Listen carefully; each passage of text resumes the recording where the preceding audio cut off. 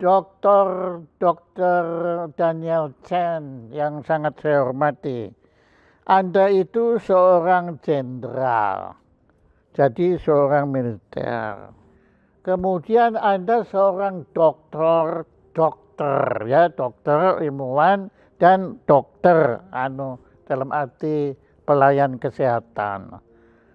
Nah, kenapa Anda, alasan apa yang menyebabkan Anda mendadak menjadi ketua Dewan Jamu yang kemudian ya seolah-olah kesannya itu adalah bidang yang sama sekali bukan urusan militer, bukan urusan jenderal, bukan urusan dokter, ya karena jamu kan di jalur yang berbeda. Nah, kenapa Anda mendadak menjadi bukan hanya anggota tetapi ketua Dewan Jamu Indonesia? Silakan. Ya, terima kasih Prof. Saya kira ini bukan hanya pertanyaan yang pertama yang diajukan Prof. Jaya, tapi juga banyak teman saya yang bertanya dengan pertanyaan yang serupa ke saya. Dan sekali lagi memang kalau kita lihat secara sepintas tidak ada korelasi antara jamu dengan latar belakang saya baik sebagai ilmuwan maupun sebagai militer yang telah mengabdi di militer selama 30 tahun lebih. Saya ingin menggunakan kesempatan ini menyampaikan bahwa sebenarnya keminatan saya untuk mendalami sekaligus ingin berperan di dalam urusan perjamuan ini dimulai sejak tahun 2012. Karena pada saat itu saya menghadiri suatu pertemuan di Eropa membahas tentang masalah keragaman hayati. Dan pada saat itu memang sudah ditengarai betapa pentingnya kita memelihara kekayaan alam yang tidak semua negara memiliki keragaman hayati tersebut. Indonesia bersama dengan beberapa negara termasuk yang saat hadir adalah dari Brasil dan beberapa negara Amerika Selatan yang memang dikaruniai Tuhan dengan keragaman hayati tersebut. Jadi itulah awal langkah yang menurut saya untuk memasuki bidang perjamuan ini. Kemudian pada tahun 2014, pada saat Presiden Obama meluncurkan program Global Health Security Agenda di Washington, di mana kita menyadari saat itu bahwa dunia sedang menghadapi berbagai ancaman pandemi, tetapi di satu sisi tidak ada satu negara pun yang siap, baik dari aspek ketersediaan bahan obat dan penunjang, karena obat dan penunjang itu merupakan salah satu pilar dari Global Health Security Agenda. Kemudian pada tahun 2015 dan 2016, saya dengan beberapa teman mencoba melakukan penghitungan karena ketergantungan kita pada industri obat dengan alat kesehatan sangat tinggi. Pada tahun 2016 kita hitung pharmaceutical spending kita setahun itu hampir 100 triliun. Dan bahan baku obat kita beli dari luar negeri sebesar 95% lebih, termasuk dengan alat kesehatan. Padahal kalau kita melihat dari 4 pilar yang disampaikan oleh Kementerian Kesehatan sebagai sumber bahan baku obat, yang pertama adalah bahan baku obat berbasis kimia, yang kedua adalah bahan baku obat berbasis bioteknologi, yang tiga adalah bahan baku obat berbasis vaksin, dan keempat adalah bahan baku obat bersifat alami.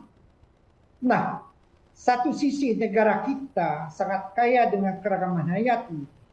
Dari penelitian saat ini telah dikenal ada 40.000 jenis tanaman yang potensial bisa digunakan sebagai sumber bahan baku obat alami, dan 30.000 diantaranya ada di alam Nusantara yang sangat indah ini, di mana kita saat ini bertempat tinggal. Saya melihat bahwa ada suatu potensi yang belum digali dari sumber daya yang ada, yang bisa kita maksimal, bukan hanya bisa membawa kita berdaulat di bidang kesehatan, tapi juga bisa mendatangkan devisa. Karena itu, melalui berbagai pihak pada saat itu, saya menyampaikan gagasan ini kepada Presiden Jokowi, dan pada bulan Mei 2016, Presiden Jokowi telah mengeluarkan paket kebijakan ekonomi menuju kemandirian di bidang farmasi dengan alat kesehatan. Kemudian pandemi ini juga mengajarkan kita bahwa berbagai negara yang maju sekalipun, termasuk dua negara yang katanya memiliki ketahanan di bidang kesehatan terbaik dunia, yaitu Amerika dan Inggris, juga berantakan dalam menangani pandemi ini. Tidak ada negara yang siap. Kemudian dari aspek kesediaan obat dengan bahan baku yang lain juga membuka mata kita selama pandemi ini banyak kegagalannya. Kita lihat beberapa negara seperti Tiongkok dan India juga mengembangkan keragaman hayati yang mereka miliki, dan kita tahu bahwa ini tidak mudah. Karena saat ini kita tahu bahwa sejalan dengan perkembangan ilmu kedokteran modern, di mana hampir semua lembaga internasional terkooptasi oleh perusahaan farmasi raksasa, sehingga sedikit membuat kita terperangkap dalam upaya kita menuju kemandirian kita bidang farmasi. Dan sekali lagi, pandemi membuka mata kita bahwa ketahanan nasional merupakan suatu resultante dari ketahanan berbagai infrastruktur kritis lainnya, termasuk dalam ini adalah ketahanan di bidang kesehatan. Para pendiri bangsa kita telah mendirikan 3 pilar dalam mewujudkan ketahanan kita di bidang kesehatan, yaitu pilar yang pertama adalah di bidang bagaimana kita melakukan pencegahan dini. Itu dikerjakan dengan membangun berbagai fasilitas kesehatan. Pertama, di zaman Pak Hartung digelar puskesmas di berbagai pelosok yang intinya sebenarnya adalah untuk mewujudkan promosi dan prevensi sehingga sumber dayanya manusia menjadi sehat. Kemudian pilar yang kedua adalah deteksi. Hampir semua kabupaten kota dilengkapi dengan laboratorium kesehatan daerah, termasuk dalam respon dininya itu rumah sakit. Di tengah reformasi kita abai sehingga kita tinggalkan ini, tapi kembali pandemi membuka mata kita bahwa pilar yang telah dibangun oleh pendiri bangsa kita sebenarnya sudah tepat melakukan antisipasi terhadap ancaman pandemi berikut. Termasuk dalam hal ini adalah, kalau kita lihat, benteng pertahanan suatu negara itu adalah budaya. Kita melihat bahwa negara-negara yang kuat itu selalu dibangun oleh basis budaya yang kuat. Negara-negara yang meninggalkan budayanya itu rapuh, kehilangan identitas dirinya.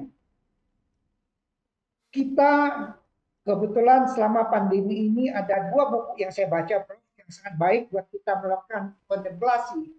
Satu buku tentang membangun bangsa yang diterbitkan oleh Gramedia tahun lalu. Buku itu ditulis oleh seorang dokter berbasis neuroscience Belanda yang lahir di Indonesia. Itu di dalam buku itu dia menuliskan bagaimana perjuangan dokter Indonesia sejak masa penjajahan sampai dengan kemerdekaan. Di buku itu juga disebutkan ada suatu diskursus, ada pertentangan.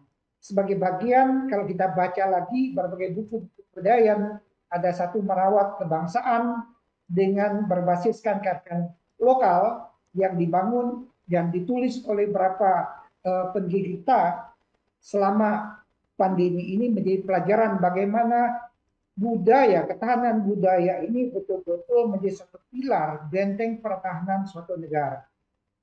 Nah, dalam konteks itu maka sebenarnya ada satu komponen budaya kita yang telah terbukti efektivitasnya karena telah digunakan, diterapkan ribuan tahun, yaitu jamu.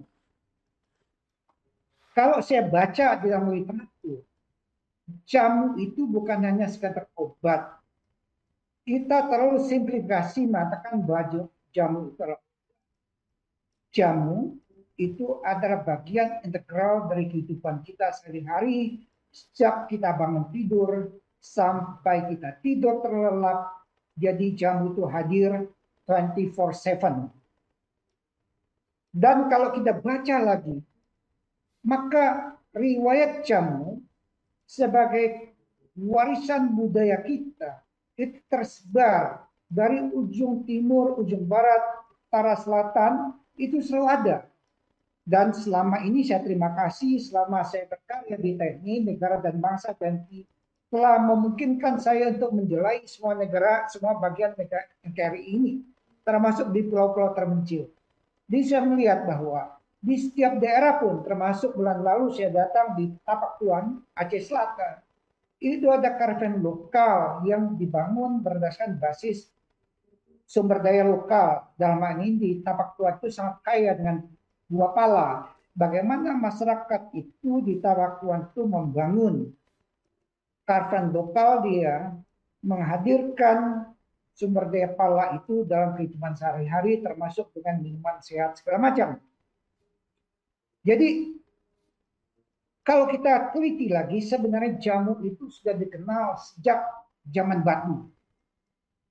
Sebelum 1000 tahun, 1900 sudah masih, tamu itu sudah menjadi bagian dari kehidupan sehari-hari nenek moyang kita.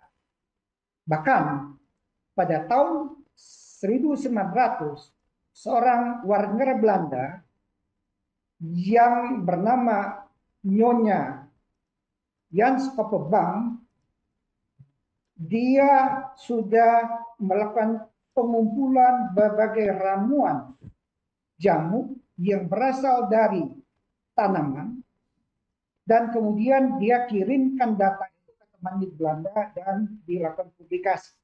Jadi sebenarnya publikasi tentang jamu itu sudah dirintis pada tahun 1900. Kemudian sama halnya dengan berbagai komponen budaya yang lain. Kalau kita lihat kembali, kita bicara budaya Indonesia, memang budaya Indonesia itu, budaya Nusantara dibangun berkesorot-santai dari berbagai kebudayaan lokal, local genius dari ujung timur, barat, utara, selatan Indonesia. Kemudian ada masuk lagi teman-teman kita dari Timur Tengah, dari Tiongkok dan sebagainya. Itu menambah kekayaan budaya kita. Jadi sebenarnya jamu ini merupakan suatu warisan budaya yang sudah terbukti efektif, efisien, yang menyebabkan kita survive sebagai bangsa dan negara. Kemudian kalau kita lihat lagi, roh dan semangat jamu ini sebenarnya sangat pas dengan background saya sebagai neuroscientist, sebagai militer. Karena kembali saya katakan bahwa budaya itu adalah benteng pertahanan terdepan dari suatu negara. Karena itu di berbagai pusat penelitian di mancanegara pun kita semakin sadar pentingnya budaya setempat, budaya negara masing-masing dipelihara karena itulah benteng terdepan. Saya banyak diskusi dengan teman-teman dari US, Jepang dan sebagainya. Kita sepakat tentang itu. Kemudian yang menarik lagi bahwa kalau kita lihat dari semangat jamu yang ada, jamu itu sudah dibangun ada suatu perpaduan yang sifat holistik. Di situ ada mekanisme keseimbangan homeostatik, ada keseimbangan antara sama dengan teman kita dari Tiongkok, ada teori yin dan yang, panas dan dingin, sama kita lihat. Jadi sebenarnya ada sesuatu yang kita miliki yang bisa kita kembangkan justru kembang ke depan, bukan hanya untuk kedaulatan negara kita, tetapi juga bisa memperkaya. Karena memang Tuhan telah membuat negara NKRI dengan 17.000 pulau dengan sumber daya yang sangat luar biasa. Jangan sampai justru kita yang diberikan kesempatan oleh Tuhan, justru kita tidak bisa memanfaatkan talenta dengan amanah yang telah Tuhan berikan kita. Jamu ini harus kita berdayakan. Sekali lagi di bidang kehidupan kita sehari-hari, jamu itu harus hadir. Kita percuma. Tadi Prof tanya, mengapa saya sebagai background militer masuk ke jamu? Aneh. Mengapa sebagai seorang dokter masuk di jamu? Tadi saya katakan bahwa sebagai militer, konsep ketahanan suatu negara bukan lagi seperti yang dulu. Paradigmanya sudah berubah, portofolionya sudah berubah. Kita lihat perang sekarang yang kita alami, perang budaya. Bukan lagi perang yang fisik konvensional. Di bidang kesehatan, ilmu kedokteran Barat juga gagal. Pandemi ini membuka mata kita bahwa ada yang berhasil, tapi banyak yang gagal, termasuk di dalam penanganan COVID. Sementara Tuhan telah memberikan kita dengan keragaman hati yang sangat luar biasa. Dan inilah bagaimana kita hadir.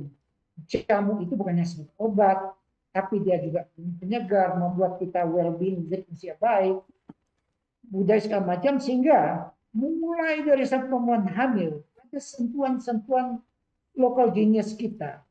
Bagaimana sang perempuan itu tetap sehat, tetap bugar, sehingga janin yang ada dalam kandungannya, kemudian dia melahirkan bayi yang sehat.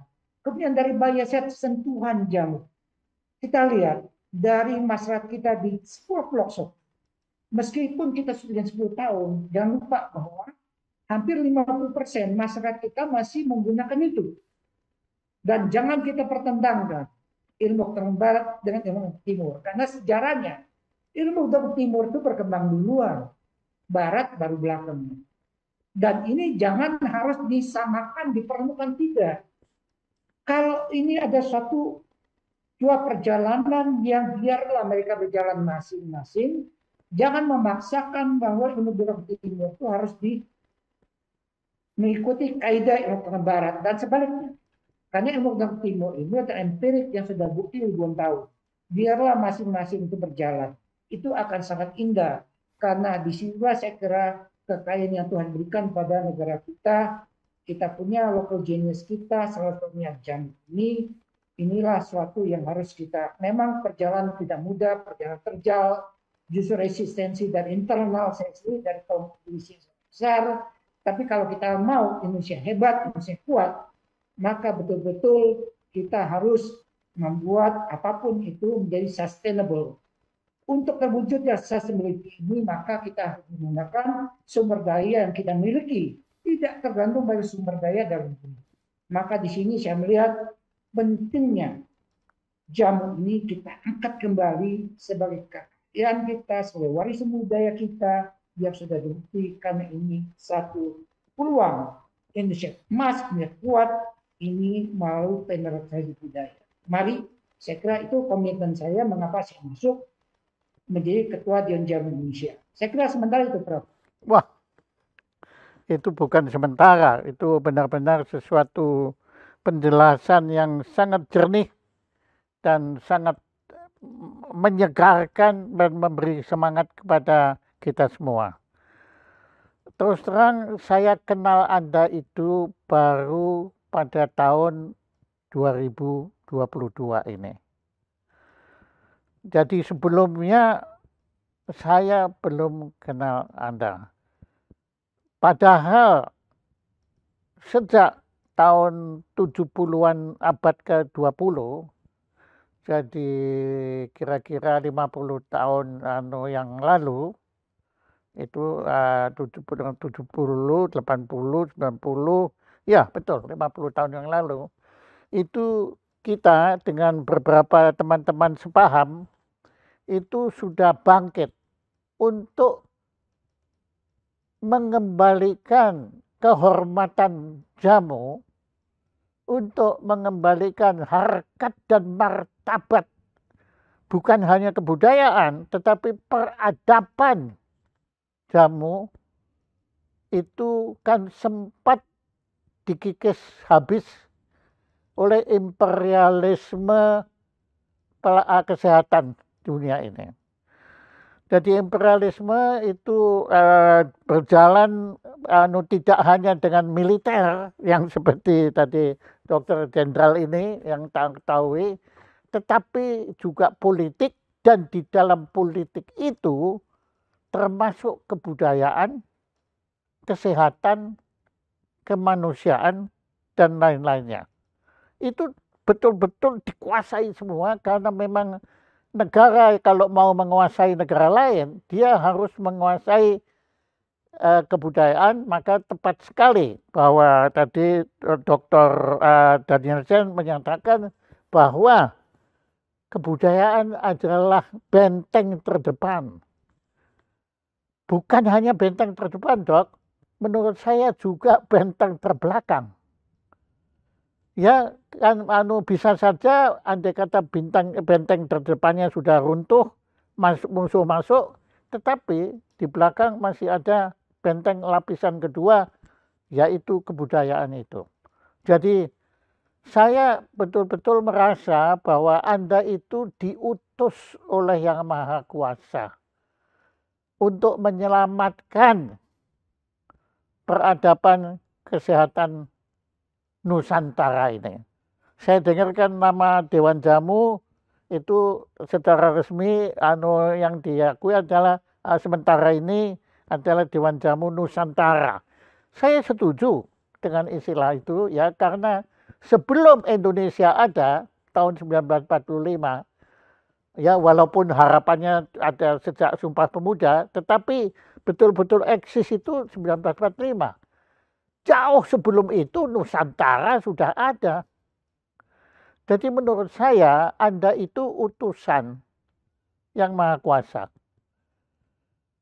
untuk melanjutkan apa yang dulu kita perjuangkan dengan babak belur dan dengan penuh kemelut-deru campur debu, berpecik keringat, air mata dan darah ya. Tapi kita masih belum banyak bisa berkutik.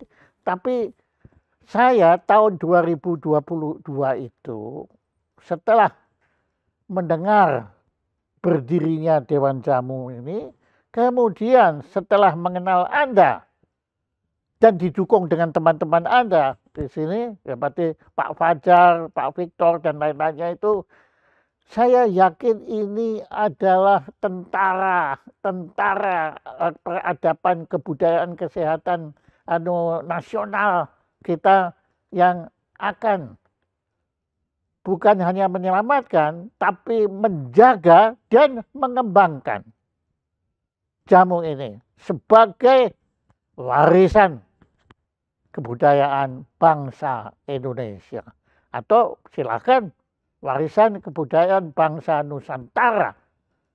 Saya yakin yang terhormat Hayam Wuruk, yang terhormat Pangeran Diponegoro, yang terhormat Sultan Agung, yang terhormat Airlangga, yang terhormat Munawarman dan lain-lain itu semua pasti tidak minum obat farmasi, pasti.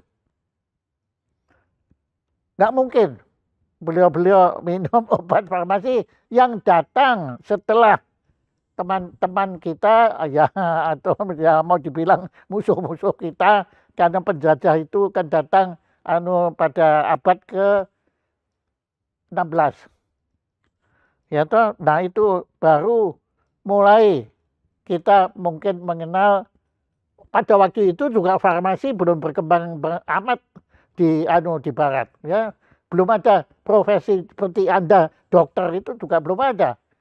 Maka itu kita tuh betul-betul sebetulnya baru-baru saja tadi Anda secara kronologis juga menjelaskan. Jadi Dokter Chen, Anda bukan hanya dokter tapi Anda juga dokter. Saya berterima kasih sekali atas perkenan Anda. Anda sebetulnya nggak perlu. Ya, Anda secara pribadi, ya pangkat Anda sudah mayor jenderal, nanti sebentar lagi legend, ya, saya nggak tahu kapan Anda pensiun, ya, Anda bukan tertutup menjadi juga jenderal penuh di situ, ya, sebetulnya Anda nggak perlu. Ya, kemudian Anda juga sebagai dokter, Anda sudah dokter, mau apa lagi?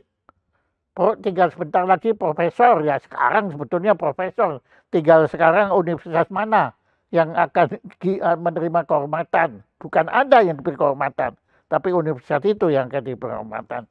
Anda boleh menerima Anda, mengangkat Anda sebagai profesor. Nah, di sini Pak, saya berterima kasih sekali.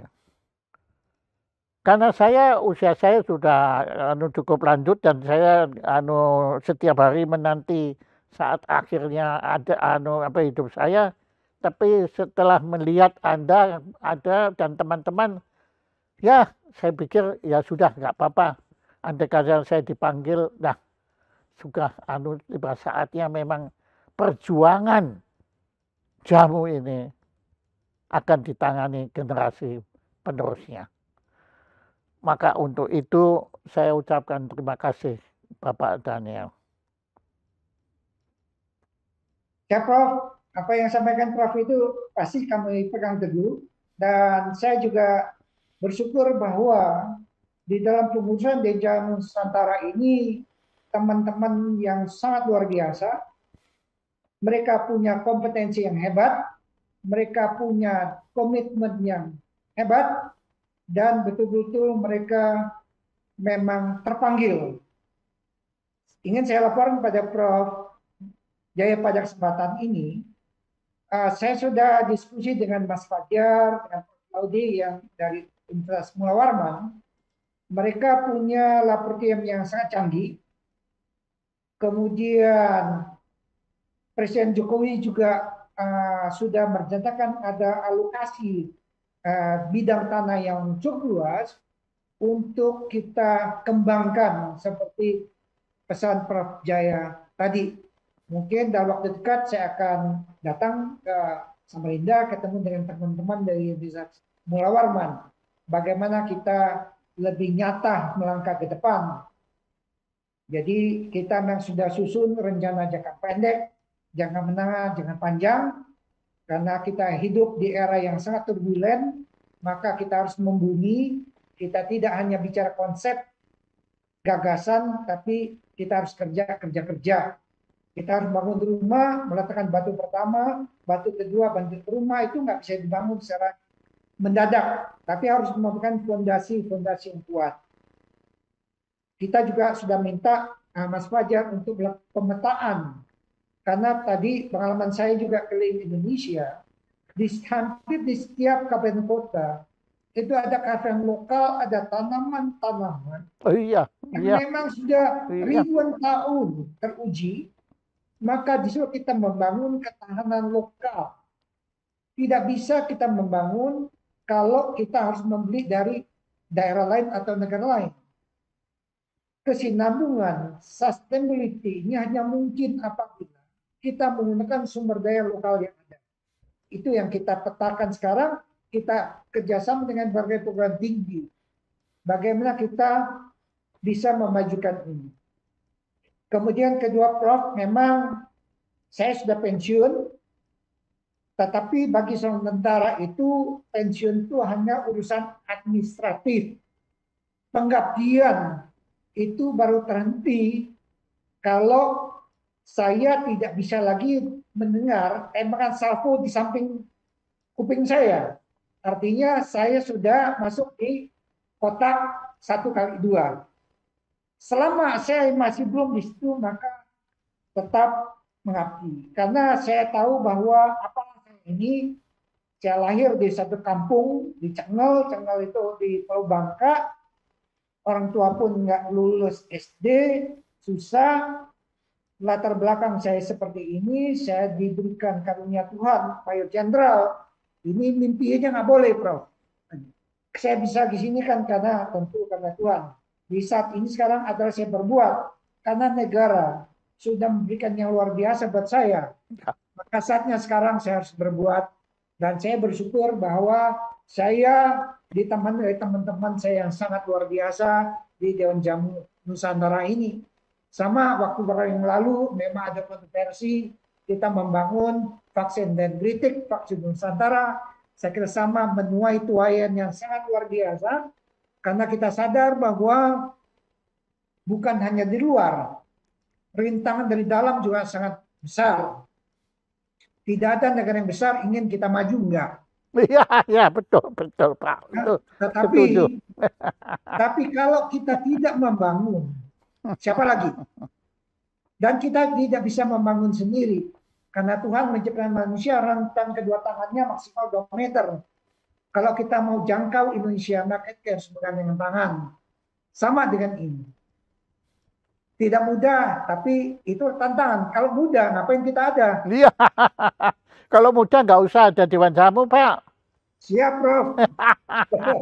Pak, tapi kata kunci Anda tadi itu saya tangkap sekali. Nah, ini untungnya Anda seorang militer. Itu Anda sadar tentang kekhawatiran saya tentang imperialisme kebudayaan ini, Pak. Sekarang ini negara-negara besar, ya kita sekarang juga negara besar, tetapi kita nggak sendirian, Pak. Ada negara-negara besar lain yang tadi yang Anda bilang. Negara besar itu selalu tidak menginginkan negara lain menjadi besar. Nah, kelebihan Indonesia apa?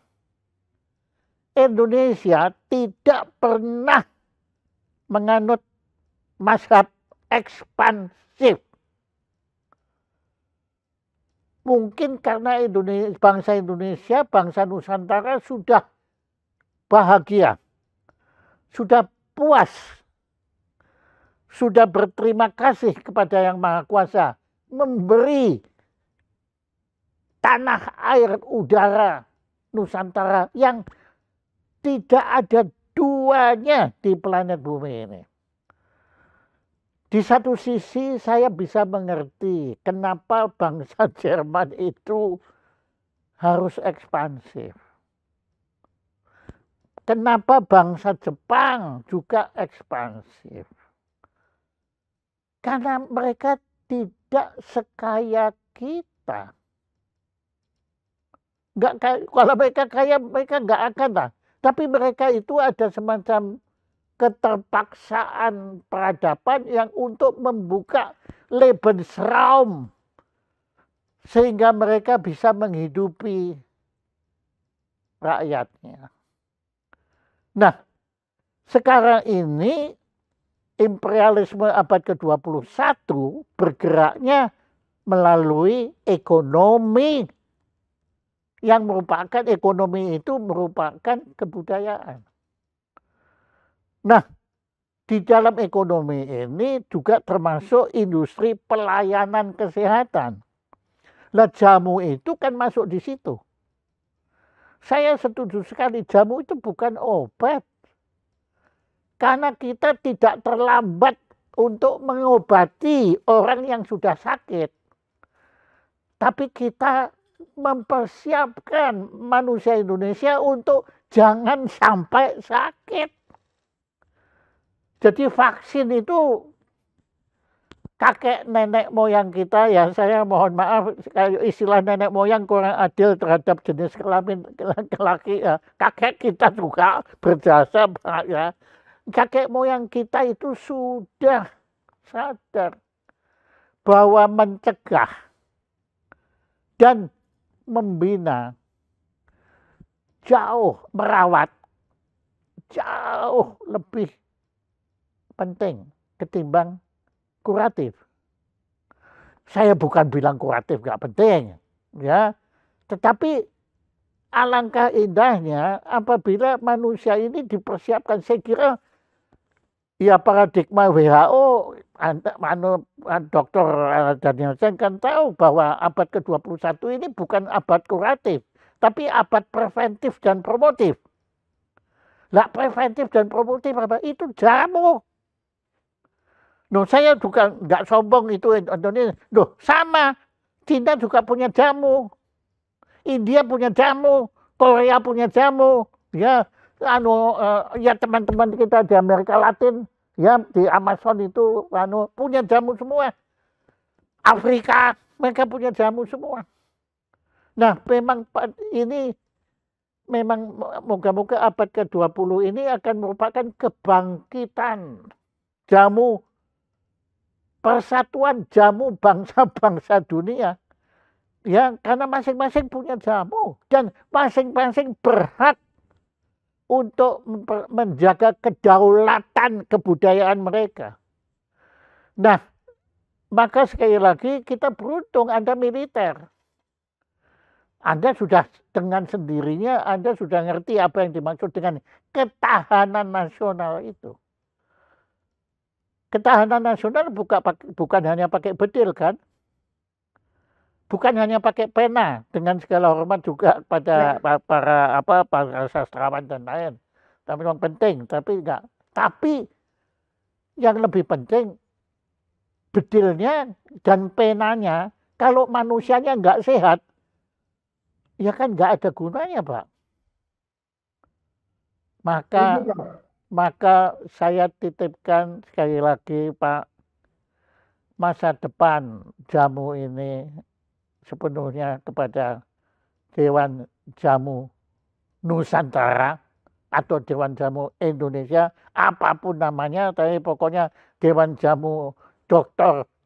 Daniel Chen, ya, di situ, dan teman-teman, ya, Mas Fajar yang saya kagumi juga lain-lain, nah namanya tidak bisa saya sebut satu-satu, masih ada Profesor Agus, ya, karena di situ tokoh-tokoh dan sahabat kita. Tentu Ketua Umum GP Jamu, ya, yang tidak pernah letih untuk berjuang menegakkan pilar-pilar kedaulatan jamu. Ini semua saya kira masa depan bangsa Indonesia ini akan cerah karena didukung dengan jamu Indonesia yang tidak ada duanya di planet bumi ini. Bapak Dr. Daniel Chen, atas nama bangsa Indonesia saya ucapkan terima kasih, dan juga saya ucapkan terima kasih atas perkenan Anda menjelaskan alasanologi menjadi itu yang sekarang kita bukan, karena berkat penjelasan Anda kita bukan saja mengerti kenapa alasan Dr. Daniel Chen mau menjadi ketua Dewan Jamu, tetapi bahwa bangsa Indonesia ini memang butuh warisan kebudayaan, kesehatan, warisan peradaban kesehatan Nusantara untuk dari masa lalu itu, untuk masa kini, dan terutama juga untuk mempersiapkan bangsa Indonesia ke masa depan. Kami tidak punya apa-apa, Bapak Mayor Jenderal TNI Purnawirawan Dr. Daniel Chen, tapi sekedar satu sangat sederhana, ya, hitam putih dan alunya sini, ucapan terima kasih pada Mayor Jenderal TNI Dr. Daniel Chen yang telah berkenan menjadi narasumber acara Jayus Prano Show dengan tema alasanologi saya menjadi ketua Dewan Jamu. Nah, sayanya itu adalah Dr. Daniel Chen. Tepuk tangan untuk Dr. Daniel Chen.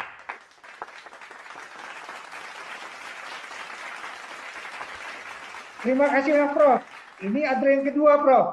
Oh, sudah yang kedua. Pertama saya dapat penghargaan dari Prof. Rekor muri, donor rekor dunia. Ya, itu muri. Donor darah. 2015 di Langkap. Dari Apa itu? pintu gerbang Keren. masuk Cilangkap sampai gedung Pentagonnya Cilangkap, semua kita gerak tenda, semua donor darah, dan di semua kabupaten kota yang dihasilkan di semua kodim-kodim seluruh Indonesia Wah, dalam 1 hari. itu Dok, kalau boleh saya tanya, Anda waktu membuat rekor itu, panglimanya siapa waktu itu? Pak Muldoko, Pak Muldoko. betul. Ah, bagus sekali. Ya, terima kasih Dok. Siap, Ya, Prof. Terima kasih sama-sama. Jaga kesehatan.